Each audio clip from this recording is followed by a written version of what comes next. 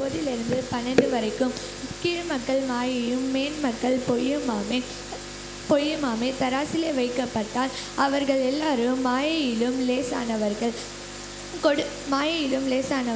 கொடுமையை நம்பாதிருங்கள், கொள்ளையினால் பெருமை பாராட்டாதிருங்கள். ஐஸ்வர்யம் விருத்தியானால் இருதயத்தை அதின் மேல் வைக்காதேயுங்கள். தேவன் ஒரு தரம் விளம்பினார், 2 தரம் கேட்டிருக்கிறேன். வல்லமை தேவனுடையது என்பதே. கிருபையும் அவருடையது.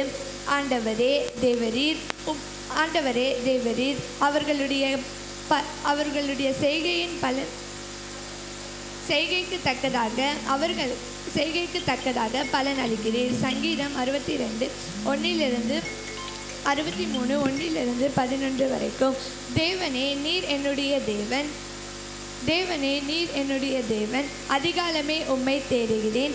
வறண்டதும் விடாய்த்ததும் தண்ணீரற்றதுமான நிலத்திலே என் ஆத்துமா உன்மேல் தாகமாயிருக்கிறது.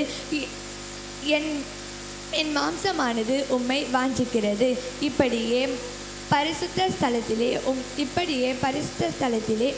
உம்மை பார்க்க ஆசையாயிருந்தது. உமது வல்லமையும் உமது மகிமையையும் கண்டேன்.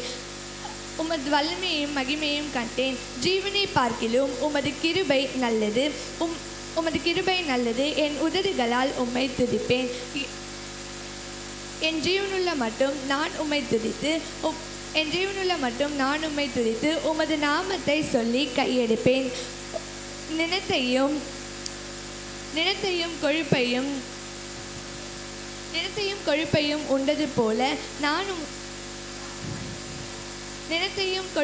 உண்டது போல என் ஆத்துமா திருப்தியாகும். என் வாய் ஆனந்த களிப்புள்ள உதடுகளால் உம்மை போற்றும்.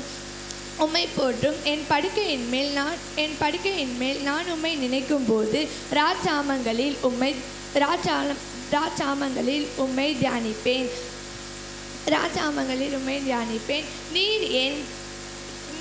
நீர் எனக்கு துணையாயிருந்தீர்.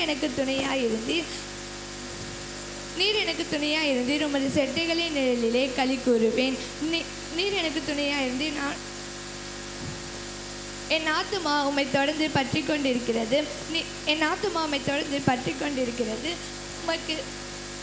உமது வலது கரம் என்னை தாங்குகிறது. என் பிராணனை அழிக்க விரும்புகிறவர்கள் பூமியிலே இறங்குவார்களாக. அவர்கள் பட்டயத்தால் விழுந்து நரிகளுக்கு இரையாவார்களாக. ராஜாக்கள் தேவனை களி கூறுவார்களாக. அவர் பேரில் சத்தியம் பண்ணுகிறவர்கள் யாவரும் மேன்மை பாராட்டுவார்களாக. பொய் பேசுகிறவர்களை அவர் அழிப்பார். ஆமென்.